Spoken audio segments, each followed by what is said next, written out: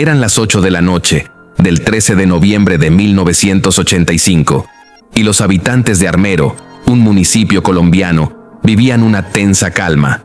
Era una noche normal y tranquila.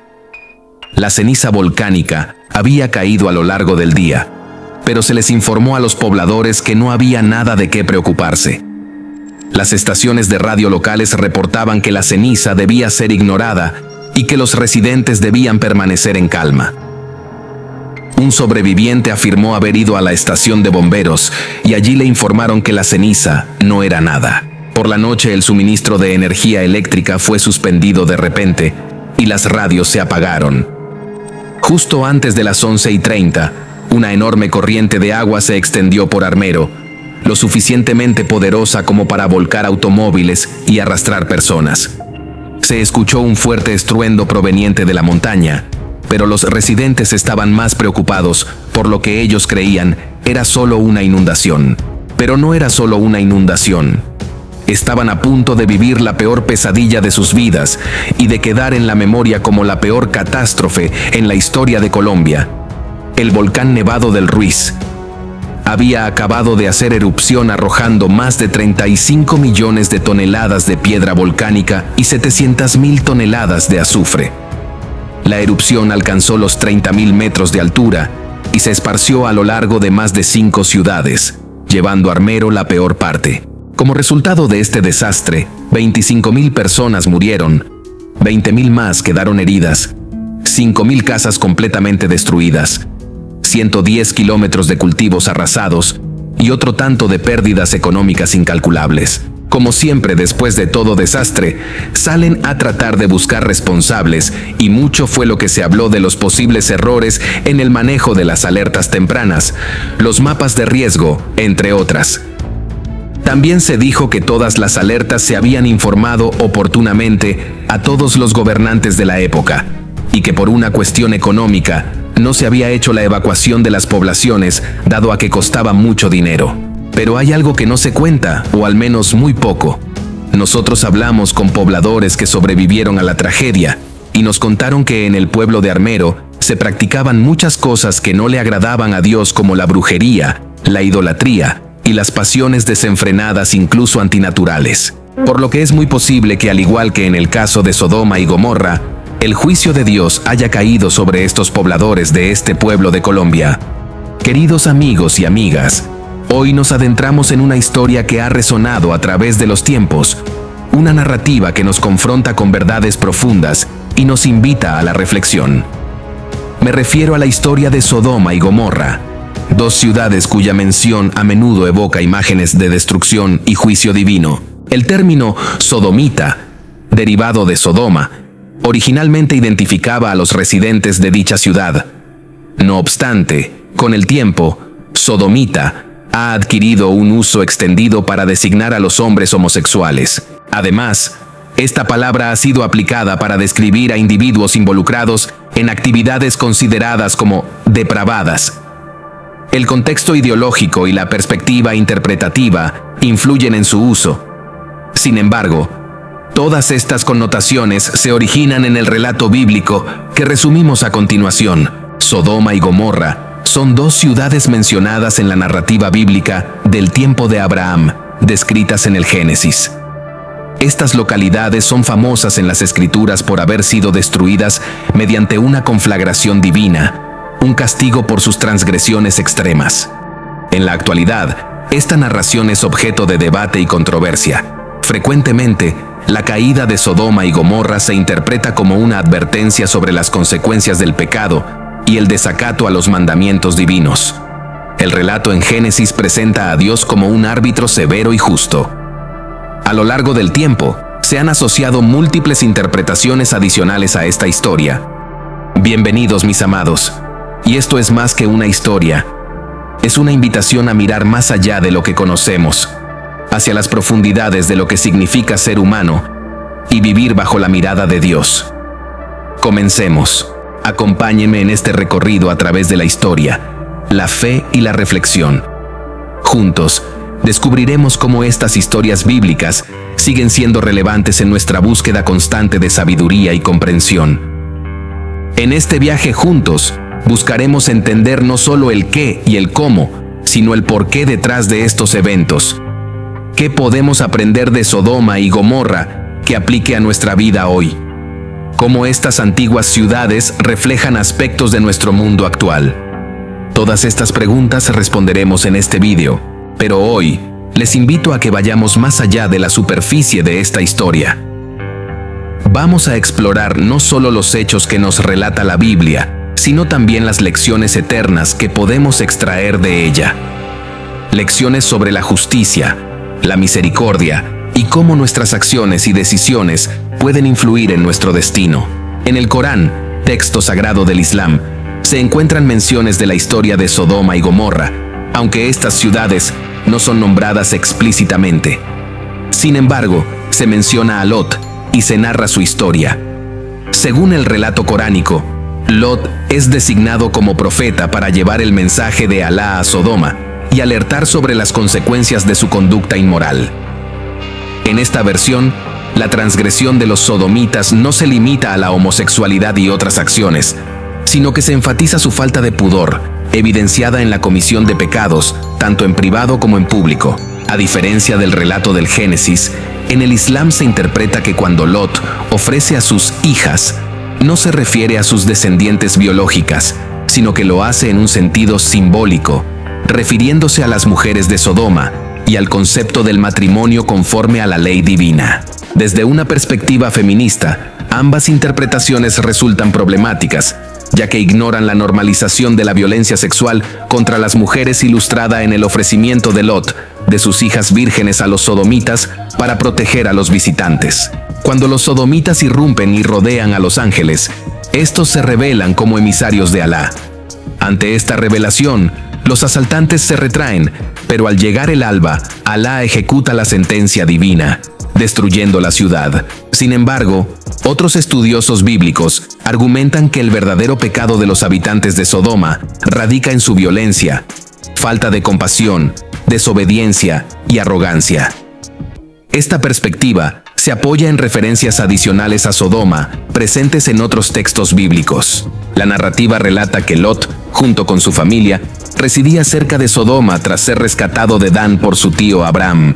Abraham, sorprendido por la llegada de 3 visitantes, les brinda una acogida respetuosa. Estos visitantes revelan el plan divino de aniquilar Sodoma y Gomorra. Abraham, preocupado por los inocentes en esas ciudades, especialmente por Lot y su familia, intercede por ellos, pidiendo clemencia si se encuentran al menos 10 personas justas. 2 de estos visitantes se dirigen a Sodoma, revelándose como seres divinos ante Lot, quien les ofrece hospedaje. Los habitantes de Sodoma, al saber de su presencia, rodean la casa de Lot, exigiendo que entregue a los visitantes para abusar de ellos. Lot intenta proteger a los visitantes ofreciendo a sus hijas en su lugar, pero su oferta es rechazada. Los ángeles, al darse cuenta de la ausencia de justicia en la ciudad, deciden proceder con la destrucción, pero antes permiten que Lot y su familia escapen a un lugar seguro. Sodoma y Gomorra son entonces devastadas por una tormenta de azufre que las reduce a cenizas. Durante la huida, la esposa de Lot mira hacia atrás y se convierte en una estatua de sal. Las exégesis de este fragmento bíblico frecuentemente generan debate. Comúnmente se ha interpretado que condena la homosexualidad masculina, etiquetándola como pecaminosa. Inicialmente, Lot estaba destinado a fomentar la transformación moral de Sodoma y Gomorra, conocidas por su inmersión en el pecado. De acuerdo con el Génesis, los lamentos de estas ciudades alcanzaron a Dios, quien determinó su destrucción. Leamos el relato bíblico. Génesis capítulo 13, versículo 10. Y alzó Lot sus ojos, y vio toda la llanura del Jordán, que toda ella era de riego, como el huerto de Jehová, como la tierra de Egipto en la dirección de Zoar, antes que destruyese Jehová a Sodoma y a Gomorra. Aquí el texto compara la llanura del Jordán con el huerto de Jehová, lo que podría ser una referencia al jardín del Edén, y con la tierra de Egipto, que era conocida por su fertilidad debido al Nilo. Esta descripción no solo resalta la belleza y la riqueza de la tierra, sino que también establece un paralelo entre la abundancia de la llanura del Jordán y los lugares más fértiles conocidos en aquel tiempo. La decisión de Lot de elegir esta tierra es significativa. Mientras que Abraham dejó la elección en manos de Lot, la elección de este último no se basó en la dirección divina, sino en su percepción de lo que era físicamente deseable. Esto puede interpretarse como una preferencia por lo material sobre lo espiritual o como una falta de búsqueda de la guía divina en su decisión. El versículo menciona explícitamente que esta observación de la llanura fue antes que destruyese Jehová a Sodoma y Gomorra. Esta mención anticipa el juicio divino que vendría más tarde. Aquí se subraya la ironía de que, aunque la tierra parecía ser un paraíso en la superficie, estaba moralmente corrupta, lo que eventualmente llevaría a su destrucción. Desde una perspectiva espiritual, este versículo sirve como un recordatorio de que las apariencias pueden ser engañosas y de que las decisiones basadas únicamente en el deseo material pueden llevar a consecuencias desastrosas. También ilustra la importancia de buscar la guía divina en las decisiones de la vida. Geográficamente, la descripción de la tierra como extremadamente fértil es coherente con lo que sabemos de la región en aquel tiempo. Históricamente, este pasaje refleja las decisiones de vida reales y las consideraciones de las personas de la época, mostrando cómo las elecciones basadas en la apariencia pueden tener implicaciones profundas. Continuemos con el relato bíblico, versículo 11. Entonces Lot escogió para sí toda la llanura del Jordán, y se fue Lot hacia el oriente, y se apartaron el uno del otro. En la frase, entonces Lot escogió para sí toda la llanura del Jordán, se muestra que Lot tomó una decisión basada en la apariencia exterior y la aparente fertilidad de la tierra. La elección de Lot refleja una preferencia por lo que es inmediatamente atractivo y beneficioso desde una perspectiva material, sin considerar las implicaciones espirituales o morales.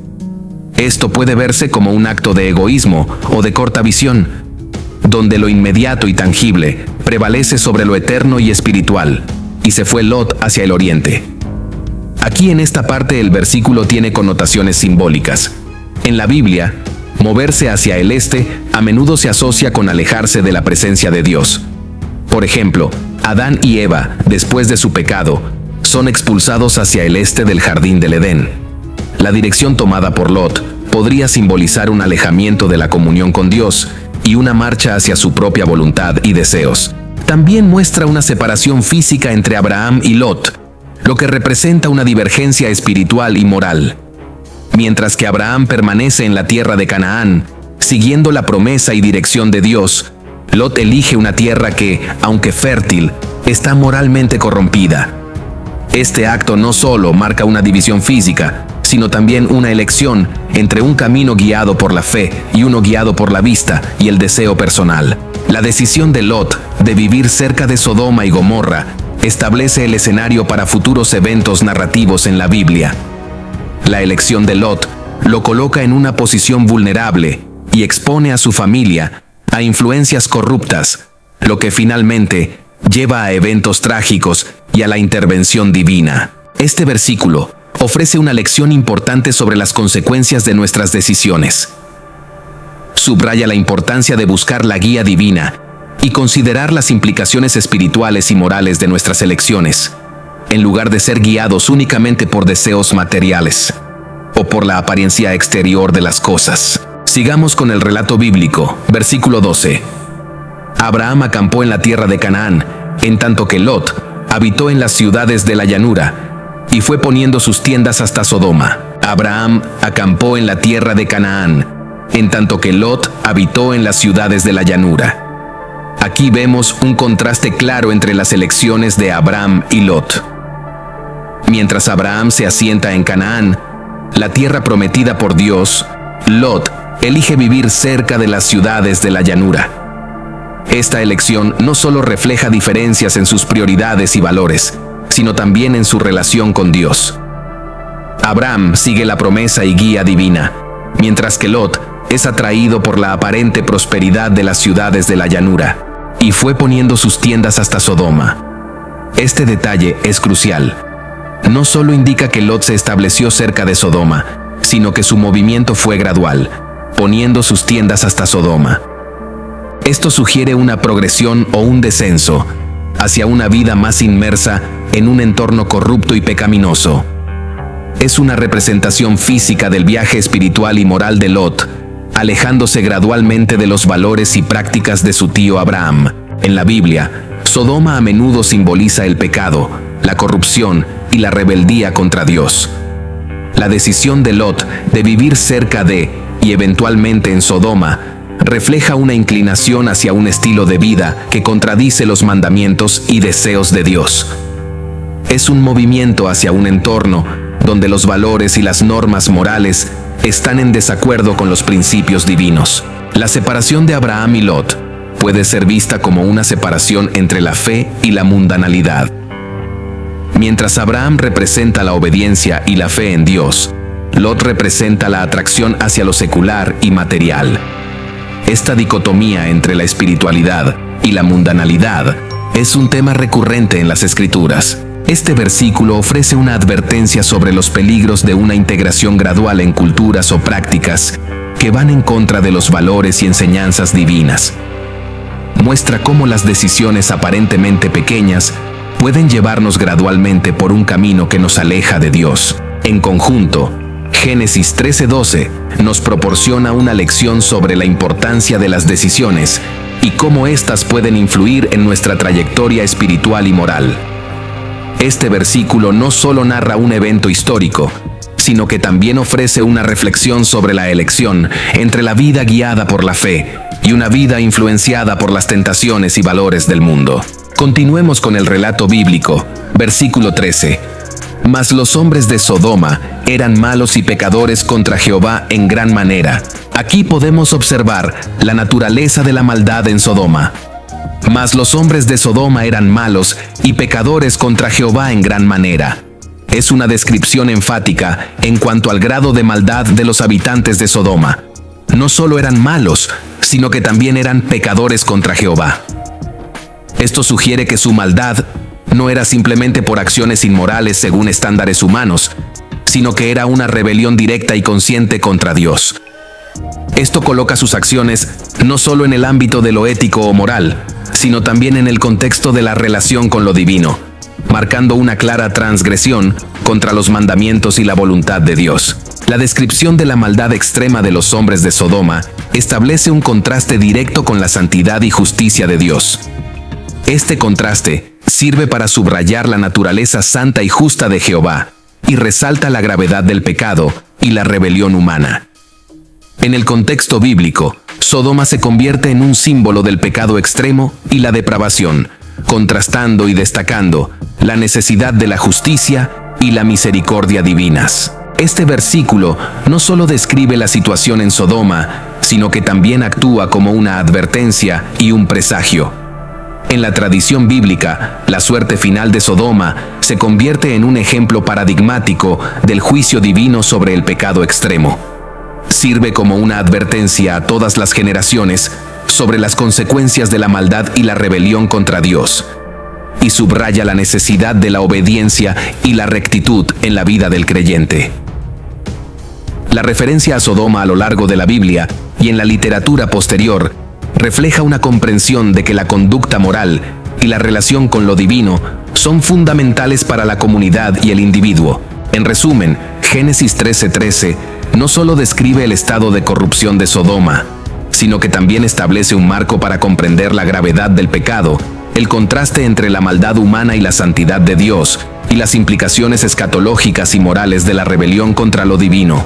Queridos hermanos y hermanas en la fe, conforme llegamos al final de nuestro viaje de hoy, quiero tomar un momento para expresarles mi más profundo agradecimiento. Gracias por acompañarme en esta exploración de las verdades eternas que encontramos en la historia de Sodoma y Gomorra. Vuestra presencia y atención son un regalo invaluable y me siento bendecido de poder compartir estos momentos con ustedes. En nuestra reflexión de hoy, hemos navegado por aguas profundas, explorando temas de justicia divina, misericordia y elecciones morales. Nuestro recorrido por las Escrituras es más que un estudio, es un viaje del corazón y del espíritu. Mi oración es que lo que hemos compartido hoy resuene en sus corazones y les inspire en su caminar diario con Dios. Al despedirnos, les animo a llevar consigo las lecciones y las reflexiones que hemos compartido. Que estas palabras no sean solo ecos de un momento, sino semillas que germinen y crezcan en su vida espiritual. Y recuerden siempre, no están solos en este camino. Nuestra comunidad, Ecos de Devoción, está aquí para apoyarlos, animarlos y crecer junto a ustedes. Espero con ansias nuestro próximo encuentro, Dios mediante. Hasta entonces, les dejo con un abrazo fraterno en Cristo y con la certeza de que cada paso que damos en fe nos acerca más a la gracia y al amor de nuestro Señor. Que Dios les bendiga abundantemente. Hasta la próxima, en nuestro canal Ecos de Devoción. Shalom.